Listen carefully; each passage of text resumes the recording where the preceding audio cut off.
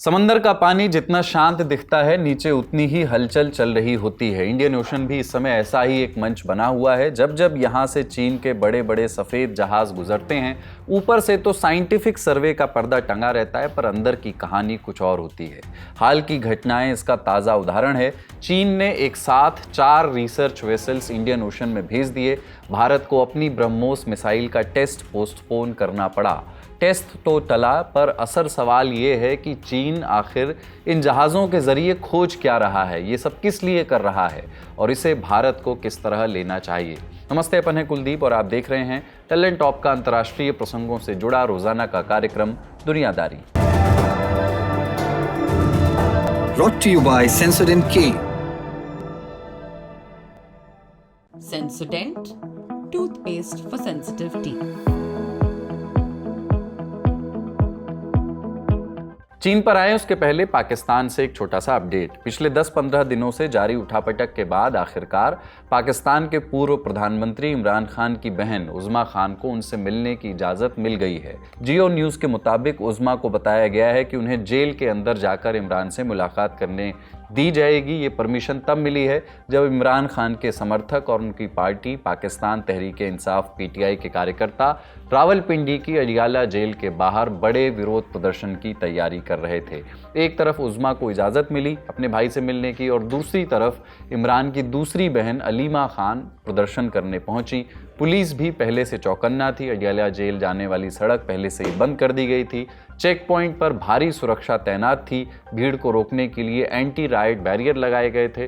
प्रदर्शनों को देखते हुए रावलपिंडी और इस्लामाबाद में धारा 144 भी लागू कर दी गई थी। पाकिस्तान में मचे पूरे बवाल पर ज़्यादा जानकारी के लिए न्यूज़ रूम चलते हैं। पाकिस्तान के पूर्व प्रधानमंत्री इमरान खान की बहन उज़्मा खान को आखिरकार अपने भाई से मिलने की इजाज़त मिल गई। रावलपिंडी की अडियाला जेल में दोनों के बीच ये मुलाकात हुई, जो करीब 20 मिनट तक चली। उज़्मा खान ने इस मुलाकात के बाद बताया कि इमरान खान की तबीयत पूरी तरह से ठीक है।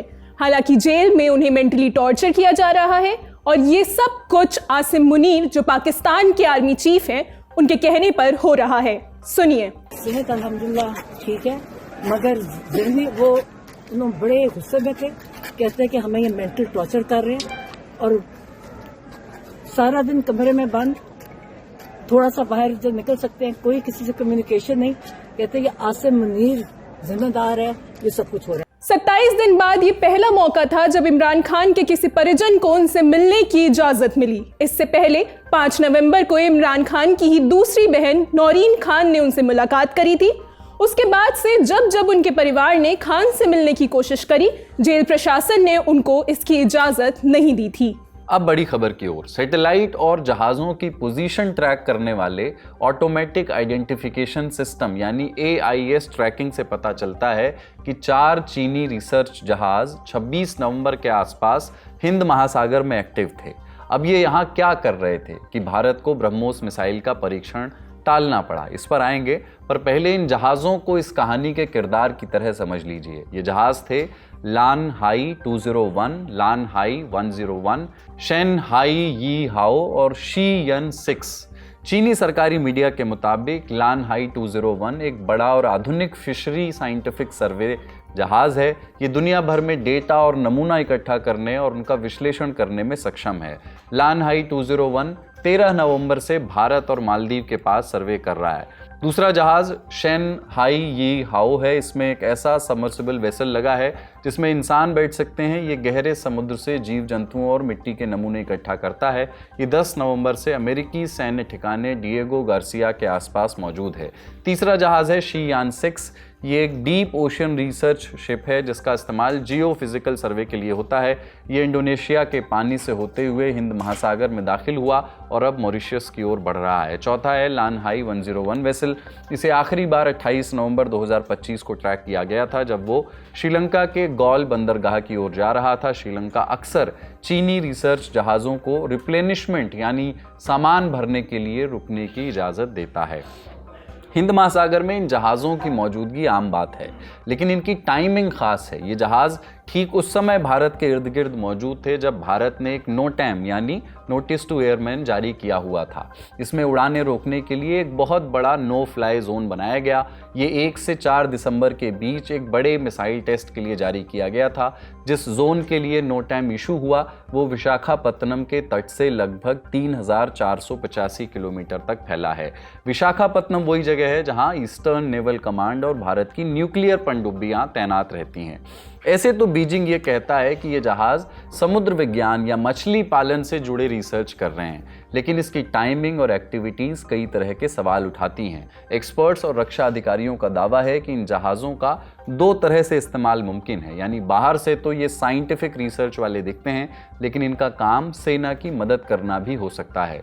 Manohar Parrikar Institute for Defence Studies and Analysis यानी IDSA की एक रिपोर्ट कहती है कि ऐसे जहाज समुद्र की गहराई का नक्शा बनाते हैं, नीचे की ज़मीन और ढलानों को स्कैन करते हैं और वो एकाउस्टिक डेटा जुटाते हैं जिससे पनडुब्बियों को चुपचाप चलने में मदद मिलती है। ये जानकारी सबमरीन को पकड़ने वाले ऑपरेशंस और समुद्र के अंदर की सैन्य गतिविधियों के लिए बहुत ज़रूरी होती है। जहाज़ की क्षमताओं की बात करें तो ये सिर्फ रेंज ट्रैकिंग या सैटेलाइट ट्रैकिंग तक सीमित नहीं है। इसके पास electronic warfare, communication interception, data collection जैसे कैपेबिलिटीज़ भी हैं, ये जो जहाज़ जो रिसर्च के नाम पर भेजे जाते हैं। बड़ी बात यह है कि ये सब सिर्फ डर या कागजी दावे नहीं है। Centre for strategic and international studies CSIS की एक रिपोर्ट कहती है कि 2020 से 2023 के बीच पूरी दुनिया में चीन के 64 ऐसे जहाज, ऐसे वेसल्स सक्रिय रहे। इनमें से 52 जहाज़ों ने कम से कम 2 वार्निंग इंडिकेटर्स दिखाए, जैसे दूसरे देश की ट्रैकिंग को रोकने के लिए AIS बंद करना। उदाहरण के लिए शियांग यांग होंग 06 नाम के जहाज़ ने 2019 और 2020 में 110 दिनों में 10,000 से ज़्यादा किलोमीटर तय किए। इस दौरान इसने समुद्र में दर्जनों अंडर वाटर ग्लाइडर्स और फ्लोट्स तैनात किए। दावा था कि वो समुद्री पर्यावरण डेटा इकट्ठा कर रहे हैं, पर एक्सपर्ट्स बताते हैं कि इसी डेटा से पनडुब्बियों के लिए मैपिंग, अकाउस्टिक कॉरिडोर्स और कोवर्ट नेविगेशन तैयार की जा सकती है। सरल भाषा में समझिए तो समुद्र में आवाज़ों को सुनना और अपनी इंटेलिजेंस में इजाफा करना। 2023 में चीन का सर्वे वेसल हाई यांगशी U-760, जिसे चीन तेल और गैस खोजने वाला जहाज बताता है, वो बंगाल की खाड़ी और उसके आसपास के इलाके में सक्रिय पाया गया। इस मिशन में समुद्र की गहराई और सतह की बनावट का डेटा इकट्ठा किया गया। वो सैन्य इस्तेमाल के बहुत काम आ सकता था। इसके अलावा 2025 में भी एक ऐसी ही चीनी रिसर्च वेसल इसी तरह का पकड़ाया, जिसने बंगाल की खाड़ी में AIS ट्रैकिंग बंद कर रखी थी। AIS यानी ऑटोमेटिक आइडेंटिफिकेशन सिस्टम, जिसके जरिए समंदर में मौजूद हर वेसल की पहचान की जाती है। ये चीनी जहाज उस समय भारत से करीब 120 नॉटिकल माइल्स की दूरी पर था। ये वो क्षेत्र हैं जहां भारतीय नेवी के सेंसिटिव सबमरीन जोन्स और मिसाइल टेस्ट जोन्स हैं। इसे एक French maritime intelligence firm unseen labs ने ट्रैक किया। अनसीन लैब्स के 16 दिन के मिशन में कुल 1897 जहाज ट्रैक हुए, जिनमें से लगभग 9 से 10% ने AIS बंद कर रखा था। अपनी पहचान छिपा रहे थे ये लोग। चीन की ये गतिविधियां सिर्फ भारत को नहीं खटकती। श्रीलंका ने 2022-23 में इन जहाज़ों की एंट्री पर मोरेटोरियम यानी अस्थायी रोक लगाई। हालांकि आर्थिक दबाव की वजह से कुछ समय बाद श्रीलंका ने इन जहाज़ों के लिए अपने दरवाजे खोल दिए। इसी तरह मालदीव्स ने चीनी रिसर्च वेसल्स की एंट्री पर पहले सवाल उठाए, फिर बाद में इजाज़त दे दी। असल सवाल यह है कि चीन ऐसा क्यों कर रहा है, उसे इससे फ़ायदा क्या है? इसका जवाब है हिंद महासागर। हिंद महासागर चीन के लिए इसलिए सबसे ज़्यादा अहम है क्योंकि यहीं से उसकी ज़्यादातर तेल और व्यापार की सप्लाई गुजरती है। चीन को जितना कच्चा तेल चाहिए उसमें से लगभग 80% तेल हिंद महासागर के रास्ते आता है। इसलिए समुद्री रास्ते की सुरक्षा और खुला रहना चीन के लिए बहुत ज़रूरी है। चीन को डर है कि अगर कभी तनाव बढ़े या किसी देश ने चोक पॉइंट्स पर दबाव बना दिया तो चीन की सप्लाई लाइंस फंस सकती हैं। इसलिए वो इंडियन ओशन को अपने हिसाब से पढ़ना चाहता है, समझना चाहता है और लंबे समय में उसे शेप भी करना चाहता है। इसी रणनीति को प्रेजेंस विदाउट वॉरशिप कहते हैं, यानी चीन अपनी नौसेना भेजकर शोर नहीं मचाता, वो साइंटिफिक रिसर्च के नाम पर वही प्रेजेंस बनाता है जो एक नेवल शिप उसको देती, बस उसका तरीका थोड़ा सा नरम है। जब कोई देश इस पर सवाल उठाता है तो चीन यही कहता है कि साहब हम तो साइंटिफिक रिसर्च कर रहे हैं। सुनिए एक्सपर्ट्स को। 8 या 9 सबमरीन्स का विजिट्स भी होता है चीन से। तो ये सारा अंडर सी सिचुएशन को बैटलफील्ड अवेयरनेस कहते हैं। अंडरग्राउंड सिचुएशन को वो रिसर्च करते हैं और उनका आधार पर वो ऑपरेशंस लागू करना सोचते हैं। तो ये अंडर वाटर का बात आपने बताया अभी। ये जो सबमरीन्स उसका काम करते हैं। पहले जो चीन के जो वाटर्स में और हिंदू महासागर के वाटर्स में बहुत सारा टेम्परेचर का अंतर है। तो अगर कोई युद्ध होगा चीन और भारत के बीच में, ये टेम्परेचर्स का फैक्टर बहुत बड़ा है उनका। तो ये जानकारी करने के लिए ये सबमरीन्स को भिजवाते हैं। टेम्परेचर्स या बैटलफील्ड अवेयरनेस के क्या क्या मोहराया भारत ने, उनका इक्विपमेंट कैसा है, पैरामीटर्स कैसा है, ये सारा जानकारी लेने में ये सबमरीन्स विजिट्स भी बहुत काम किया चीन के लिए। कोई मिलिट्री ऑपरेशन शुरू करने में से पहले इंफॉर्मेशन आपको चाहिए। अगर आपके पास इंफॉर्मेशन नहीं है आपके जो एनिमी से या राइवल से, अगर उनका इंफॉर्मेशन नहीं है तो आपका पूरा जो मिलिट्री ऑपरेशंस ठीक से नहीं हो पाएगा। तो पहला इंफॉर्मेशन गैदरिंग, सर्वेलेंस शिप्स का पहला ड्यूटी इंफॉर्मेशन गैदरिंग होता है। और जासूसी करते हैं वो सारे फैसिलिटीज के ऊपर, और ये इक्विपमेंट का पैरामीटर्स क्या है और कौन सा वेपन सिस्टम्स उस पे उन्होंने भारत ने चढ़ाया ये इक्विपमेंट के ऊपर। चीन ने हिंद महासागर में अपनी रणनीति को आगे बढ़ाने के कई तरीके अपनाए हैं। सबसे पहले बीजिंग ने इस क्षेत्र में अपनी राजनीतिक पकड़ और रणनीतिक मौजूदगी बढ़ाने की कोशिश की। हिंद महासागर के ज़्यादातर देशों के लिए विकास आज उनकी सबसे बड़ी प्राथमिकता है। इसी मौके को चीन ने पकड़ा है। वो इन देशों के लिए एक बड़ा साझेदार बन गया है। बंदरगाह हो, हाईवे हो, एयरपोर्ट हो, दूसरे बड़े बड़े इंफ्रास्ट्रक्चर प्रोजेक्ट्स में चीन पैसा लगा रहा है। इन प्रोजेक्ट्स की लोकेशन बहुत ही स्ट्रेटेजिक है, बहुत ही रणनीतिक है। खास तौर से पोर्ट्स की लोकेशन, मिसाल के तौर पर पाकिस्तान का ग्वादर पोर्ट, ये चीन के स्ट्रिंग ऑफ पर्ल्स रणनीति का हिस्सा है, यानी भारत को चारों तरफ से घेरना और हिंद महासागर में अपनी मजबूत समुद्री मौजूदगी कायम करना। दूसरा पोर्ट है श्रीलंका का हम्बनटोटा। हम्बनटोटा भारत के दक्षिणी छोर से बहुत ही करीब है। अगर वहां चीन की सैन्य मौजूदगी बनती है तो उसे बड़ा रणनीतिक फायदा मिलेगा। इससे चीन आसानी से भारत के समुद्री व्यापार पर नजर रख सकता है और जरूरत पड़ने पर दखल भी उसमें दे सकता है। लिस्ट में तीसरा है बांग्लादेश का सोनादिया पोर्ट। ये बंगाल की खाड़ी में पड़ता है, जहां चीन अपनी नौसैनिक मौजूदगी बढ़ाने की कोशिश करता रहा है। सोनादिया पोर्ट सिलीगुड़ी कॉरिडोर के काफी पास है। ये वो सकरा इलाका है जिसे चिकन कॉरिडोर भी कहते हैं, जो भारत के बाकी हिस्सों को उसके पूर्वोत्तर राज्यों से जोड़ता है। यानी भारत की सबसे अहम संचार और सप्लाई लाइन यहीं से गुजरती है। अगर चीन आसपास के पोर्ट्स पर प्रभाव बना लेता है तो तनाव होने पर वो इन लाइंस पर दबाव डाल सकता है। आखिरी ऐसा पोर्ट है म्यांमार का क्योक प्यू।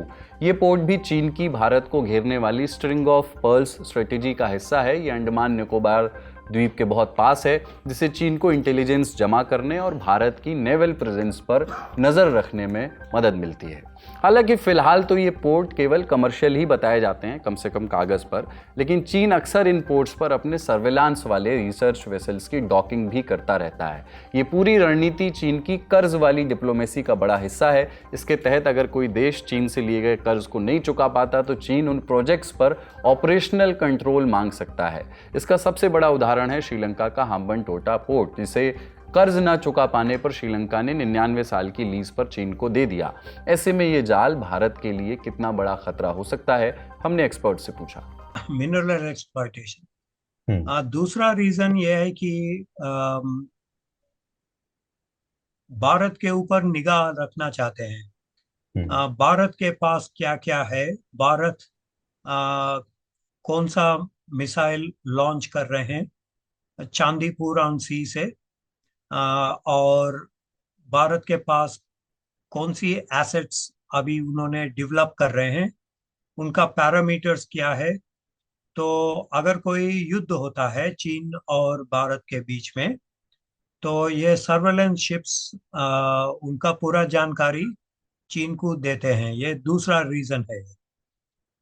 तो ये दूसरा रीजन के वजह से भारत के ऊपर बहुत असर पड़ेगा। उन्होंने ये भी किया कि 2008 से अभी तक कुल मिलाकर कुछ 46 नेवल मिशंस उन्होंने हिंदू महासागर को भिजवाया था। वो भी इंफॉर्मेशन कलेक्ट कर रहे हैं। वो भी भारत के ऊपर जासूसी कर रहे हैं। सिर्फ भारत ही नहीं, पूरा हिंदू महासागर में जो भी है, शायद अमेरिकन के ऊपर भी उन्होंने जासूसी कर रहा होगा। तो बहुत सारे देशों के ऊपर निगरानी रखते हैं वो। उनके पास क्या इक्विपमेंट है, क्या पैरामीटर्स है, क्या परिस्थिति के है, उनके बैटल फील्ड एक्सपीरियंस कितना होगा, और बैटल फील्ड रेडीनेस है या नहीं। ये सारे जो इक्विपमेंट, उन्होंने ये सारा इंफॉर्मेशन के ऊपर पहले रिसर्च करते हैं। उसके बाद बहुत सारे वेजल्स को भिजवाते हैं इस जगह, हिंदू महासागर में। बड़ी खबर यहीं तक, अब सुर्खियों की बारी। पहली खबर ईरान से आई है, जो इस वक्त पानी के बड़े संकट से जूझ रहा है। हालात ये हैं कि देश भर की मस्जिदों में लोग कतार लगा करके बारिश की दुआ मांग रहे हैं। सूखा इतना भयानक है कि सरकार साफ चेतावनी दे चुकी है कि अगर तेहरान में हालात नहीं सुधरे तो शहर रहने लायक ही नहीं बचेगा। लोगों को तेहरान खाली करने की तैयारी कर लेनी चाहिए। ईरान में पानी की समस्या नई नहीं है। साल 2021 में पानी की किल्लत की वजह से ईरान के खुजेस्तान प्रांत में हिंसा भड़क गई थी। 2018 में भी किसान पानी की बदइंतजामी के खिलाफ सड़कों पर उतर आए थे। विशेषज्ञों के मुताबिक दशकों की गलत नीतियों, ज़रूरत से ज़्यादा बांध बनाना, अवैध कुएं खोदना और ख़राब कृषि तरीकों ने पानी के भंडार को लीन लिया है ईरान में। उधर तापमान 50 डिग्री तक पहुंचने से हालात और ख़राब हो गए। बिजली कटौती बढ़ गई। पानी और बिजली की खपत घटाने के लिए जुलाई-अगस्त में सरकारी दफ्तरों और स्कूलों में इमरजेंसी छुट्टियां तक घोषित करनी पड़ी। फिलहाल प्रशासन पानी बचाने के लिए दबाव कम कर रहा है और दूसरे इलाकों से पानी ला करके तेहरान भेज रहा है। अगली खबर ब्रिटेन से है। यहाँ एंड्रू माउंटबेटन विंडसर, जिन्हें पहले प्रिंस एंड्रू कहा जाता था, अब एक आम नागरिक बन गए हैं। उनकी आखिरी 2 शाही उपाधियां भी छीन ली गई हैं। किंग चार्ल्स ने उनका नाम ऑर्डर ऑफ द गार्टर और रॉयल विक्टोरियन ऑर्डर की लिस्ट से हटा लिया है। ये आदेश लंदन गैजेट में 1 दिसंबर को छपा। तो क्या होता है ऑर्डर ऑफ द गार्टर? ये एक ब्रिटिश सम्मान है जिसकी शुरुआत 1348 में किंग एडवर्ड ने की थी। ये ऑर्डर उन लोगों को दिया जाता है जिन्होंने देश के लिए बड़ी सेवा की हो या शाही परिवार के प्रति वफादारी दिखाई हो। इसमें ब्रिटिश और दूसरे देशों के शाही परिवारों के लोग शामिल होते हैं। प्रिंस एंड्रू को ये सम्मान अप्रैल 2006 में मिला था। फरवरी 2011 में उन्हें रॉयल विक्टोरियन ऑर्डर भी दिया गया था, लेकिन अब उनका नाम इन दोनों रजिस्टर से मिटा दिया जाएगा। इस आदेश की तारीख 30 अक्टूबर ही रखी गई है। इसी दिन बकिंगम पैलेस ने उनसे प्रिंस का टाइटल भी वापस ले लिया था। एंड्रू के पास अब सिर्फ एक ही टाइटल बचा है, रॉयल नेवी का वाइस एडमिरल। ब्रिटिश मीडिया के मुताबिक ये भी उनसे जल्द ही छिन सकता है। रॉयल नेवी इसके लिए बकिंगम पैलेस के संपर्क में है। लेकिन ये सब क्यों हो रहा है? एंड्रू का नाम अमेरिकी सेक्स ऑफेंडर जेफरी एप्स्टीन के साथ जोड़ा जाता रहा है। उन पर वर्जीनिया गिफ्रे नाम की एक महिला के यौन शोषण का भी आरोप है, वो भी तब जब वो महज 14 साल की थी। 65 साल के एंड्रू किंग चार्ल्स के छोटे भाई हैं। किंग चार्ल्स ने उन्हें रॉयल लॉज से भी निकाल दिया है, जहां वो 20 साल से ज़्यादा समय से रह रहे थे। आज का दुनियादारी यहीं तक। अपना और अपनों का ख्याल रखिए। देखते रहिए दी लैंड टॉप। शुक्रिया। शुभ रात्रि।